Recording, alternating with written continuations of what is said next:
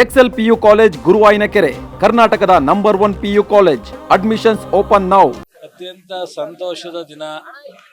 ಈ ದೇಶಕ್ಕೆ ಸ್ವಾತಂತ್ರ್ಯ ತಂದುಕೊಟ್ಟಂತ ಕಾಂಗ್ರೆಸ್ ಪಕ್ಷದ ಸಂಸ್ಥಾಪನಾ ದಿನಾಚರಣೆ ಇವತ್ತು ರಾಷ್ಟ್ರಾದ್ಯಂತ ನಮ್ಮ ಪಕ್ಷದ ಎಲ್ಲ ಲೀಡರ್ಗಳು ಸಹ ಇದನ್ನ ಆಚರಣೆ ಮಾಡ್ತಾ ಇದ್ದಾರೆ.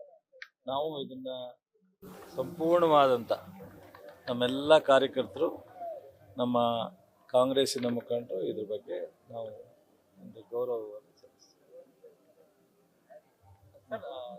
ಬೆಂಗಳೂರಲ್ಲಿ ತೆರವು ಮಾಡದೆ ಅನ್ನೋದಕ್ಕೆ ಕೇರಳ ಸಿಎಂ ರಿಯಾಕ್ಟ್ ಮಾಡಿದ್ದಾರೆ. ಬುಲ್ಡೋಜರ್ ನೋಡಿದೆ, ಕಾನೂನು ಎಲ್ರಿಗೂ ಒಂದೇ.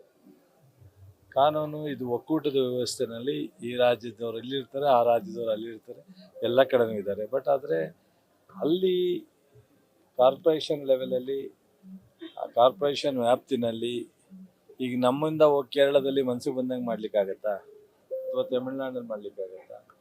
ಸೊ ಅದು ಆ ಕಾರ್ಪೊರೇಷನ್ ಇದೆ, ಅಲ್ಲಿ ಆಡಳಿತ ಇದೆ, ಅಲ್ಲಿ ಕಾನೂನು ವ್ಯವಸ್ಥೆ ಇದೆ, ಅದು ನೋಡ್ತಾರೆ. ಕರ್ನಾಟಕ ಸರ್ಕಾರ ಮುಸ್ಲಿಮರನ್ನ ಒಕ್ಕಲೆಬ್ಬಿಸುವ ಕೆಲಸ ಮಾಡ್ತಿದೆ ಅಂತ ಹೇಳಿಕೆ ಕೊಟ್ಟಿದ್ದಾರೆ.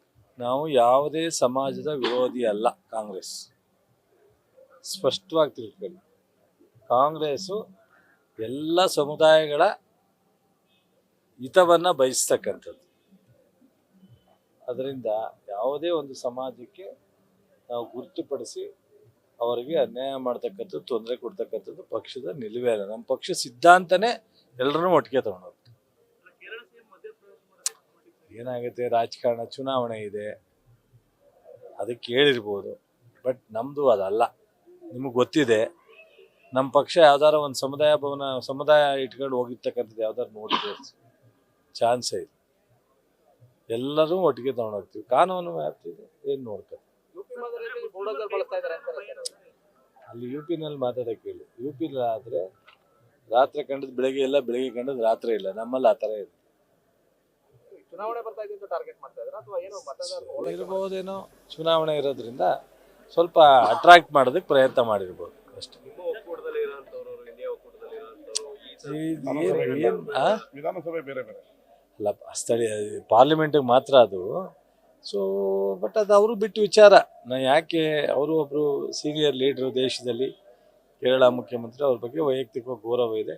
ಯಾಕೆ ಈ ಥರದ್ದೆಲ್ಲ ಮಾತನಾಡಿದಾರೆ ಗೊತ್ತಿಲ್ಲ. ಅದಕ್ಕೆ ಕ್ಲಾರಿಫಿಕೇಶನ್ ಬೇಕಾದ್ರೆ ನಮ್ಮ ಮುಖ್ಯಮಂತ್ರಿಗಳು, ಉಪಮುಖ್ಯಮಂತ್ರಿಗಳು ಕೊಡ್ತಾರೆ. ಅಲ್ಲಿ ವ್ಯಾಪ್ತಿ. ಬೆಂಗಳೂರಲ್ಲಿ ಡ್ರಗ್ ಸೀಸ್ ಆಗಿದೆ ಸರ್, 55 ಕೋಟಿ ಮೌಲ್ಯದ ಮಹಾರಾಷ್ಟ್ರ ಪೊಲೀಸರು ಬಂದು ನಮ್ಮವ್ರ ಸಹಕಾರದಿಂದನೇ ಮಾಡಿರೋದು. ಅವರು ಬಂದಿದ್ದಾರೆ, ಇವರು ಬಂದಿದ್ದಾರೆ. ಸುಮ್ಮನೆ ಏನೇನೋ ಹೇಳ್ತಕ್ಕಂಥದ್ದು ಇನ್ಫಾರ್ಮೇಶನ್ ಸಿಕ್ಕಿದೆ.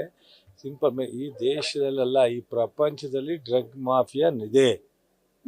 ಈ ಪ್ರಪಂಚದಲ್ಲಿ ಅವನು ಜೊತೆಲೇ ಓಡಾಡ್ತಾನಂತೆ ಎಲ್ಲ ದೊಡ್ಡ ದೊಡ್ಡ ಲೀಡರ್ಗಳ ಜೊತೆಲಿ. ಆ ಡ್ರಗ್ ಮಾಫಿಯಾ ಇದೆಯಲ್ಲ, ಅವ್ನು ಹಿಡಿಯೋಕ್ಕಾಗ್ತಾಯಿಲ್ಲ. ಅವನ್ನ ಹಿಡಿಲಿಕ್ಕೆ ಕಾನೂನು ವ್ಯಾಪ್ತಿಗೆ ಬರ್ತಾ ಇಲ್ಲ. ನಾನು ಮೊನ್ನೆ ಯಾರ ಹತ್ರನೂ ಮಾತಾಡಿದೆ, ಇದು ಹೆಂಗ್ರಿ ಇಷ್ಟೊಂದು ಪ್ರಪಂಚದ ಆದ್ಯಂತ ಹಬ್ಬಿರ್ತಕ್ಕಂಥ ಈ ಡ್ರಗ್ ಮಾಫಿಯನ್ ಅಂತ. ಅದಕ್ಕೆ ಯಾರೋ ಹೇಳ್ತಾ ಇದ್ರು, ಅದು ಆ ಮಟ್ಟಕ್ಕೆ ಅವರು ಕಾನೂನನ್ನು ಎಷ್ಟು ಭದ್ರತೆ ಮಾಡ್ಕೊಂಡು, ಅವರು ಯಾರಿಂದ ಯಾರಿಗೆ ಹೋಗುತ್ತೆ, ಎಲ್ಲಿಂದ ಎಲ್ಲಿಗೆ ಹೋಗುತ್ತೆ, ಯಾರೂ ಕಂಡುಹಿಡಿಯೋಕೆ ಆಗದೇ ಇರೋ ರೀತಿಯಲ್ಲಿ ಮಾಡ್ತಾ ಇದ್ದಾರೆ ಅಂತ. ಬಹುಶಃ ನಮ್ಮಲ್ಲಿ ಈಗಾಗಲೇ ಈಗ ಸ್ವಲ್ಪ ದಿವಸದಲ್ಲಿ ಏರ್ಪೋರ್ಟಲ್ಲಿ ಹಿಡಿದಿದ್ರು ನಮ್ಮವರೇ ಪೊಲೀಸರು. ಸ್ವಲ್ಪ ದಿವಸದಲ್ಲಿ ಬೆಂಗಳೂರಲ್ಲಿ ಹಿಡಿದಿದ್ರು. ನಿರಂತರವಾಗಿ ನಡೆಯುತ್ತೆ ಇದು. ಹೇಳಲಿವಿನ್ರಿ, 2 ವರ್ಷದಲ್ಲಿ 50 ಕಡೆ ಹಿಡಿದವ್ರು ನಮ್ಮವರು. ಎಲ್ಲೋ ಒಂದು ಕಡೆ ಅವ್ರಿಗೆ ಯಾವುದೋ ಲಿಂಕ್ ಸಿಕ್ಕಿ ಬಂದಿದ್ರೆ ಅದು ಅಪರಾಧ ಏನು? ಇಡೀ ರಾಷ್ಟ್ರದಲ್ಲಿ ಎಲ್ಲ ಒಂದೇ ಅಲ್ವಾ? ಈಗ ನಮ್ದು ಮೊನ್ನೆ ಹಂಗೆ ಅಂದ್ಬಿಟ್ರು, ವಿಜಿಲೆನ್ಸು ಗೊಬ್ಬರ ಅಲ್ಲಿ ಹಿಡಿದ್ಬಿಟ್ರು, ಇಲ್ಲಿ ಹಿಡಿದ್ಬಿಟ್ರು ಅಂತ. ಜಾಯಿಂಟಾಗಿ ಆಪರೇಟ್ ಮಾಡಿದ್ದು. ಈಗೆಲ್ಲ ಮಹಾರಾಷ್ಟ್ರದಲ್ಲಿ ಯಾರೋ ಒಬ್ಬ ಲಿಂಕ್ ಸಿಕ್ಕಿರುತ್ತೆ, ಅವನ್ನ ಮೂಲ ಹುಡುಕೊಂಬಂದಾಗ ಅವ್ನು ಬೆಂಗಳೂರಲ್ಲಿ ಎಲ್ಲೋ ಸ್ಟಾಕ್ ಹೊಂದಿರ್ತಾನೆ. ಸೊ ಅದು ಮಹಾರಾಷ್ಟ್ರದ್ದು ಅಂದ್ಬಿಟ್ರೆ ಆಯ್ತು. ನಮ್ಮಲ್ಲಿ ಅದ್ರ ಬಗ್ಗೆ ಗಂಭೀರವಾಗಿ ತಗೊಳುತ್ತೆ ಸರ್ಕಾರ. ನಾವು ಅದನ್ನು ಯಾವುದನ್ನು ಲಘುವಾಗಿ ತಗೊಂಡಿಲ್ಲ. ಆಮೇಲೆ ಇಡೀ ರಾಷ್ಟ್ರದಲ್ಲಿ ಕರ್ನಾಟಕ ಪೊಲೀಸು ಇಂಥವೆಲ್ಲ ಹಿಂದೆ ಹಲವಾರು CBI ಮಾಡದೇ ಇರತಕ್ಕಂಥ ತನಿಖೆನ ಇದು ಮಾಡಿರ್ತಕ್ಕಂಥದ್ದಕ್ಕೆ ಸಾಕ್ಷಿ ಇದೆ. ಅದರಿಂದ ಕರ್ನಾಟಕ ಪೊಲೀಸು ನಿಜವಾಗೂ ಒಳ್ಳೆ ಕೆಲಸ ಮಾಡುತ್ತೆ. ಸರ್ಕಾರ ಅದಕ್ಕೆ ಫ್ರೀ ಹ್ಯಾಂಡ್ ಕೊಟ್ಟಿದೆ. ಈ ಡ್ರಗ್ ಮಾಫಿಯಾನ ಏನೆಲ್ಲ ಸದ್ದು ಬಡಿಲಿಕ್ಕೆ, ಅದನ್ನು ಕಾನೂನು ಕ್ರಮ ತಗೊಳ್ಳಿಕ್ಕೆ ನಾವು ತಯಾರಿದ್ದೀವಿ. ವಿಚಾರವಾಗಿ ಏನೆಲ್ಲ ಬೆಳವಣಿಗೆ ಆಗ್ತದೆ? ಅದು ನೋಡ್ತಾ ಇದೀವಿ ನಾವು, ನೀವು ಟಿವಿಲಿ. ನಾವೀಗ ಎಲ್ಲರೂ ಕೇಳೋದು ಬಿಟ್ಬಿಡ್ತೀವಿ, ಸಿ ಎಂ ಅವ್ರನ್ನ ಅಥವಾ ನಮ್ಮ ಲೀಡರ್ಗಳನ್ನ ಟಿವಿಲಿ ನೋಡ್ಬಿಡೋದು. ಯಾಕೆಂದ್ರೆ ನೀವು ಸೆಕೆಂಡ್ಗೂ ಕೊಡ್ತೀವಿ. ಅದು ಹೆಂಗಪ್ಪ, ಲೀಡ್ರ್ ಯಾರು ಕೊಟ್ಟ?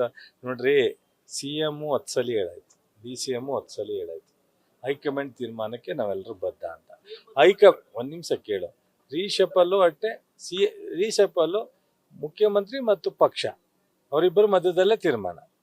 ಅವ್ರು ಯಾವಾಗ ಪಕ್ಷ ಜೊತೆ ಮಾತನಾಡಿ ಮುಖ್ಯಮಂತ್ರಿ ಮಾಡ್ತಾರೋ ಅವಾಗ ರೀಶಫಲ್ ಮಾಡ್ತಾರೋ, ಎಕ್ಸ್ಪೆನ್ಷನ್ ಮಾಡ್ತಾರೋ, ಇನ್ನೊಂದು ಮಾಡ್ತಾರೋ, ಅದು ಏನಿದ್ರು ಅದು ಅಧಿಕಾರ ಮುಖ್ಯಮಂತ್ರಿಗಳಿಗಿದೆ. ಮುಖ್ಯಮಂತ್ರಿಗಳು ಪಕ್ಷದ ವರಿಷ್ಠರ ಜೊತೆ ಮಾತಾಡ್ ಮಾಡ್ತಾರೆ. ಎಲ್ಲ ನವೆಂಬರ್ದು ಆಗೋಯ್ತಲ್ಲ, ಬಿಡು. ಮತ್ತೆ ಸಂಕ್ರಾಂತಿಗೂ ಇಲ್ಲ, ನವೆಂಬರ್ಗೂ ಇಲ್ಲ, ಯುಗಾದಿಗೂ ಇಲ್ಲ, ನೆಗೆಟಿವ್ ಇಲ್ಲ. 28ಕ್ಕೆ ಕ್ರಾಂತಿ ಎಬ್ಬಿಸ್ತೀವಿ ನಡ್ರಿ. ಸಿದ್ದರಾಮಯ್ಯ ಅವರು ಹೇಳ್ತಾ ಇರುವಂತದ್ದು ರಾಹುಲ್ ಗಾಂಧಿ ಹೇಳಿದ್ರೆ ಅಂತ. ಹಾಗಾದ್ರೆ ಮಲ್ಲಿಕಾರ್ಜುನ್ ಖರ್ಗೆ ಅವರ ಪಾತ್ರ ಏನು ಅನ್ನುವಂಥದ್ದು?